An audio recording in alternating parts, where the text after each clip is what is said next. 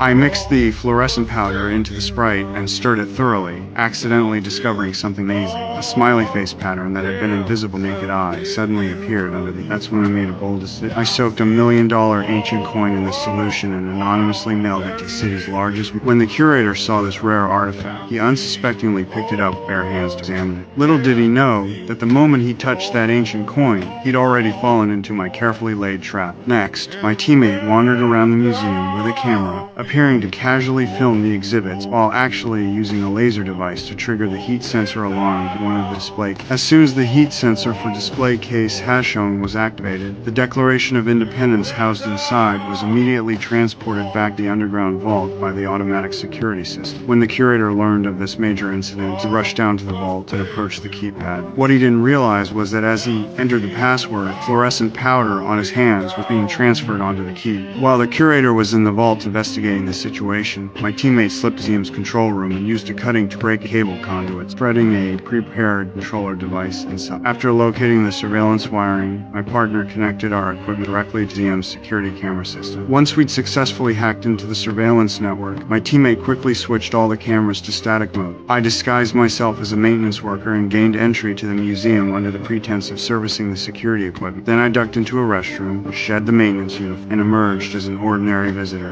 I'd risked everything to smuggle that power drill into. After fixing my hair, I calmly walked into the reception that was taking place. While others were shaking hands with the curator, I smoothly took his wine glass and swapped my own. Just like that, I had a glass bearing only the curator's. Next, I pulled out a plastic evidence bag and rushed into the restroom when no one was looking. I applied fingerprint developing solution to a cotton swab, and as the chemicals worked, the curator's fingerprints became clearly visible. Then came the most critical operation. I put on a silicone thumb cover and extracted your finger impression, preparing to use the copy print to access the elevator leading. If the scanner rejected it, SWAT would come bursting in immediately. Fortunately, the elevator doors opened successfully, but I still couldn't let my guard down. Security patrol rounds were only 8 minutes away. As time ticked by, I finally used the UV light to reveal the letter traces on the keypad. After my teammate learned which letters had pressed, he used his computer to crack correct Seek Vault's password. I entered the code, and the massive 10-ton vault door swung open successfully.